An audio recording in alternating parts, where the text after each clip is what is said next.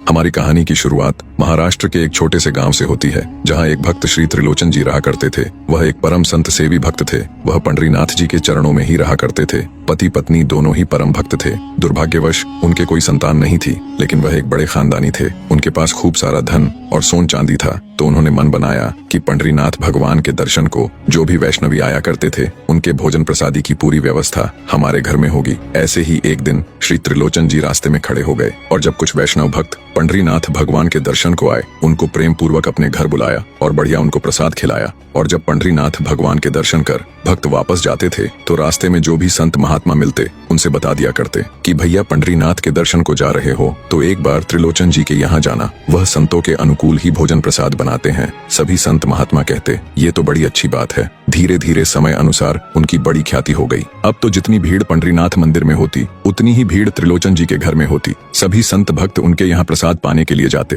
त्रिलोचन जी और उनकी पत्नी बड़े प्रसन्न होते कि हम इतने संतों की सेवा कर पा रहे हैं, ये हमारा सौभाग्य है। ऐसे ही समय बीतता गया। अब दोनों वृद्ध अवस्था में प्रवेश कर गए। अब वह इतनी सामग्री बना नहीं पाते थे। उनके यहाँ कोई सेवक नहीं था। वह स्वयं पति पत्नी दोनों मिलकर बनाया करते थे। वृद्ध अवस्था, ध्यान न रहने पर कभी कभी उनकी दाल जल जाती। रोटियां सेंकते सेंकते वह जल भी जाती थी। इस अवस्था में थकान भी जल्दी लग जाती है, लेकिन वह प्रसाद पवाते तो थे। संत जन बेचारे प्रसाद प्रेम से ग्रहण करते। स्वाद नहीं होने के कारण जैसा था पाते और थोड़ा बहुत छोड़कर चले जाते। धीरे धीरे संतों का आगमन अब कम होने लगा। अब त्रिलोचन जी बहुत परेशान होने लगे कि संत हमारे घर आना बंद हो गए, अब क्या करें। कुछ देर दोनों ने विचार किया और फिर उन्होंने अपने घर के बाहर लिख दिया कि संत जन की सेवा के लिए हमें एक सेवक की आवश्यकता है। यदि कोई सेवा भावी सेवा करना चाहता है तो भीतर आकर संपर्क करे। तभी ये बोर्ड को पढ़ लिया हमारे पंडरीनाथ भगवान ने। फिर उन्होंने एक छोटे से बालक का रूप धारण किया और त्रिलोचन जी के यहाँ पहुँच गए। त्रिलोचन जी सामने ही बैठे थे। भगवान बोले, साहब जी, आपने बाहर लिख रखा है कि जो भी संत सेवा के लिए इच्छुक हो तो भीतर आकर संपर्क करे,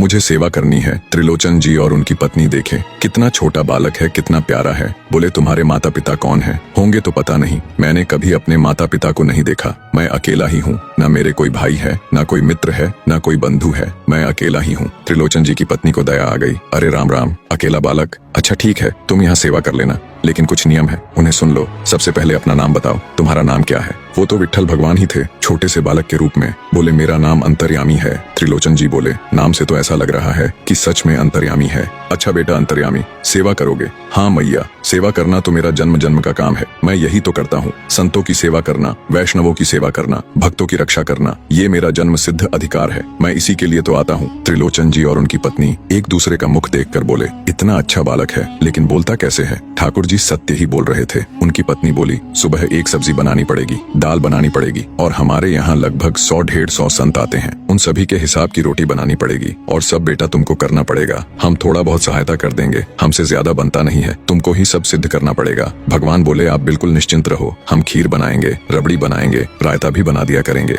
हम और भी 2-4 सब्जी बना दिया करेंगे। त्रिलोचन जी बोले, इतना छोटा बालक, तुम सब जानते हो? भगवान बोले, हाँ, हमसे सब आता है, दुनिया का ऐसा कोई काम नहीं जो हमसे नहीं आता है। और सुनिए, हम झाड़ू पोछा बर्तन भी कर दिया करेंगे। त्रिलोचन जी बड़े खुश हुए, बहुत बढ़िया सेवक मिला, ये तो सब काम करता है। तभी भगवान बोले, लेकिन हमारी शर्त सुनो। त्रिलोचन जी बोले, तुम्हारी भी शर्त है? बोले, हाँ। तुम्हारी क्या शर्त है भैया? पहली शर्त ये है, हम दुनिया को बनाकर खिलाएंगे, लेकिन हमें आपको बनाकर खिलाना पड़ेगा, हम अपने हाथ का बना नहीं पाते। ठाकुर जी बोले, हम सारे संतों को बनाकर पवाएंगे, लेकिन हम अपने हाथ का बना नहीं पाते, आपको हमारे लिए बनाना पड़ेगा। त्रिलोचन जी की पत्नी बोली, छोटा सा बालक, इसके आधे हाथ का पेट है, एक रोटी में झिक जाएगा। ठीक है लाला, तुम चिंता मत करो, तुम्हारे लिए हम बना दिया करेंगे। हमारी एक शर्त और सुन लीजिए। त्रिलोचन जी बोले, क्या? हम कितना भी खाए, हमें टोकना नहीं कभी कि इतना क्यों खा रहे हो? त्रिलोचन जी बोले, हम क्यों टोकेंगे, तुम बढ़िया 2-3 रोटी खा लिया करना। 2-3 रोटी तो हमारे डांट में छुप जाती है कहीं, हम तो प्रेम पूर्वक खाते हैं। बस आप लोग अपना नियम याद रखना कि इतना क्यों खा रहे हो। और सुनो, अगर हमारे सामने आपने कहा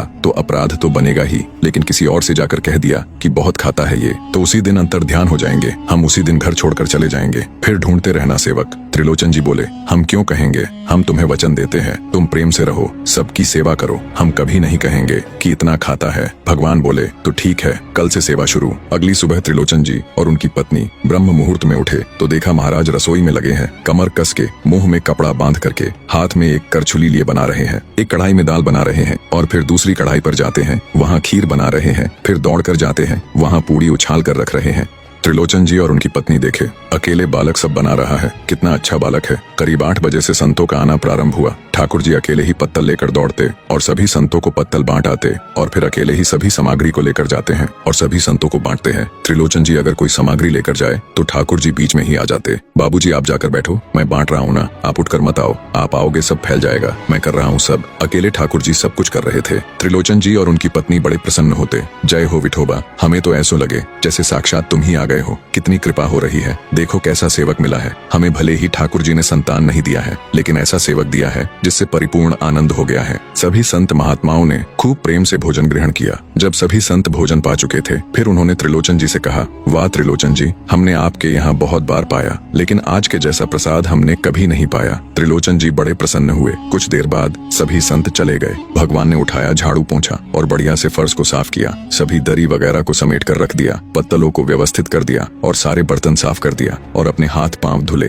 ठाकुर जी सामने आकर बैठ गए। बोले, मैया अब हमारी सेवा पूर्ण हो गई, अब हमारी पेट पूजा करो, अब आप लगो रसोई में, हमारे लिए बनाओ। मैया बड़े भाव में आ गई। अरे मेरे लाला, मैं अभी बनाकर लाती हूँ। उनकी पत्नी रसोई में गई और सुंदर सुंदर खीर बनाई, सुंदर सुंदर सब्जी बनाई और 10-5 पूड़ी बना दिया। सब कुछ उनकी पत्नी ने थोड़ा थोड़ा बनाकर तैयार किया और एक थाली में उन्होंने सब कुछ परोस दिया और ठाकुर जी के सामने रख दिया। अब अंतर्यामी भगवान ने खाना शुरू किया। खीर को एक बार में ही पी लिया, पूरी सब्जी जल्दी से खत्म कर दिया और लाओ मैया भूख लगी है, जल्दी लाओ। मैया ने लाकर और रख दिया। भगवान ने फिर एक बार में सब चट कर दिया। उनकी पत्नी ने इतना ही बनाया था, सब खत्म हो गया। मैया और लगाओ आटा, जल्दी जाओ बनाओ मेरे लिए, आपसे हमने कहा था हमें पवाना पड़ेगा। नहीं नहीं बेटा तू बैठ, मैं तेरे लिए अभी बनाती हूँ। मैया फिर गई और आटा लगाया और सब्जी बनाई, खीर बनाई और लाकर ठाकुर जी को फिर से दिया। ठाकुर जी ने 2 मिनट में सब खाली कर दिया। खूब खाया खूब खाया। मैया आटा लगाती रही। एक आसन में अखंड 4 घंटे बैठकर भोजन किया। फिर बोले, ठीक है अब हो गया, अब लाओ तेल, थक गए होंगे, हाथ पैरों में मालिश कर दूं। फिर उन्होंने तेल लिया और बढ़िया मालिश किया। त्रिलोचन जी की पत्नी ने पहले दिन तो कुछ नहीं बोला, जब दूसरे दिन भी ठाकुर जी ने इतना ही भोजन खाया। तीसरे दिन बोली,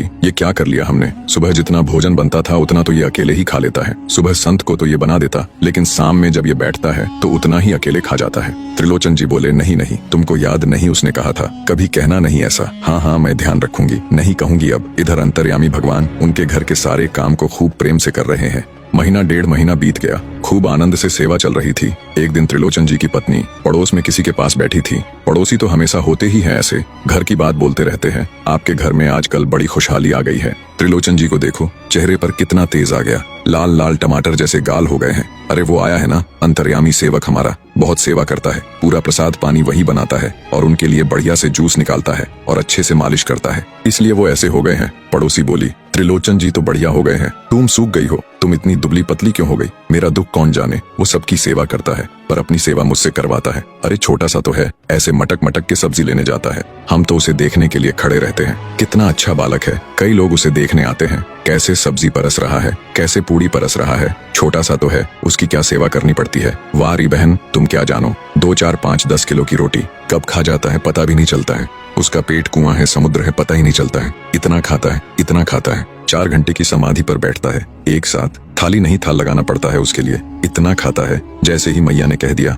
ठाकुर जी अंतर्ध्यान हो गए। शाम का समय, त्रिलोचन जी ने बुलाया, अंतर्यामी, ओ बेटा अंतर्यामी जल्दी आओ, शाम हो गई है, आओ थोड़ी देर बैठे सत्संग करे, कीर्तन करे। अंतर्यामी नहीं आए। त्रिलोचन जी ने पूरे घर में देख लिया, ठाकुर जी नहीं मिले। रसोई में देखा, नहीं मिले। पड़ोसियों से पूछा, उनको भी नहीं पता। सब्जी मंडी देख आए, नहीं मिले। पूरा पंढरपुर देख लिया लेकिन ठाकुर जी नहीं मिले। त्रिलोचन जी उदास हताश बैठ गए। पत्नी से कहने लगे, पता नहीं कहाँ चला गया, हम सब कहीं देख लिया, कहीं नहीं मिला। देवी तुमने ये तो नहीं कह दिया था कि इतना खाते हो? नहीं नहीं, मैं तो कान पकड़ती हूँ, मैं कभी नहीं कहती। बोले, किसी और से तो नहीं कहा था तुमने? क्योंकि उसने वचन दिया था कि ऐसा कहोगी तो मैं चला जाऊंगा। तभी पत्नी बोली, हाँ आज एक गलती हो गई। पड़ोसी के पास बैठी थी, उससे बात करते करते मेरे मुख से निकल गया कि उसके लिए बहुत बनाना पड़ता है, 10-10 किलो आटा खा जाता है, इतना खाता है, ये मुंह से निकल गया था। त्रिलोचन जी समझ गए, तभी तो उसको पता चल गया होगा, इसलिए वो चला गया है। त्रिलोचन जी और उनकी पत्नी पंढरीनाथ भगवान की डहली पर जाकर बैठ गए। हे नाथ, हे पंढरीनाथ, आपने हमें संतान नहीं दिया, पुत्र नहीं दिया, पुत्री नहीं दिया जीवन में। हमने कभी उसकी उपेक्षा नहीं की, हमने कभी आपसे शिकायत नहीं किया कि आपने हमें संतान क्यों नहीं दिया। पर नाथ, एक सेवक हमारे जीवन में आया, जब से वो आया संतों की अच्छी सेवा होने लगी, हमारे यहाँ कीर्तन होने लगा, सत्संग होने लगा, हमारे यहाँ खूब आनंद की उमंग होने लगी। भगवान उस सेवक ने हमें आपसे और प्रेम करा दिया। हम आज आपसे दोनों भीख मांग रहे हैं, हमें कुछ मत दीजिए, आप भी मत मिलिए हमें इस जन्म में, लेकिन हमारे उस सेवक अंतर्यामी को हमें दे दो भगवान। वो जहाँ कहीं भी हो उसे हमारे पास भेज दो भगवान। ऐसा कहकर दोनों रोने लगे। भगवान पंढरीनाथ के चरणों में रुदन करने लगे। बहुत रोए वहाँ पर। इतने में ही स्वर सुनाई दिया, बाबूजी। इतना सुनते ही दोनों ने पीछे मुड़कर देखा। पीछे तो कुछ दिखा नहीं। अरे इधर देखिए। वापस पंढरीनाथ भगवान की तरफ देखा। भगवान के ही स्थान पर वही अंतर्यामी बालक खड़ा हुआ है। सामने खड़े होकर उनको आशीष दे रहा है। त्रिलोचन जी तो भाव विभोर हो गए। कैसे कृपानाथ आपकी। बोले, आप ही थे क्या? हाँ, मैं ही था। इतनी अच्छी संत सेवा, इतनी अच्छी खीर, अच्छी पूड़ी और सब्जी, और आपकी जो सेवा, इतने अच्छे अच्छे सत्संग और कीर्तन, ये मेरे अलावा और कौन कर सकता है? संतों की सेवा तो मैं ही करता हूँ ना। आपने संत सेवा के लिए सेवक मांगा था, इसलिए मैं ही आपके यहाँ चल करके आ गया। और फिर त्रिलोचन जी और उनकी पत्नी को भगवान ने अद्भुत कृपा करके कृतार्थ किया। इस कहानी में भगवान की एक अद्भुत कृपा का मार्गदर्शन देखने को मिलता है। यदि कोई भक्त निस्वार्थ भाव से सेवा करता है तो उसके ऊपर ठाकुर जी की असीम कृपा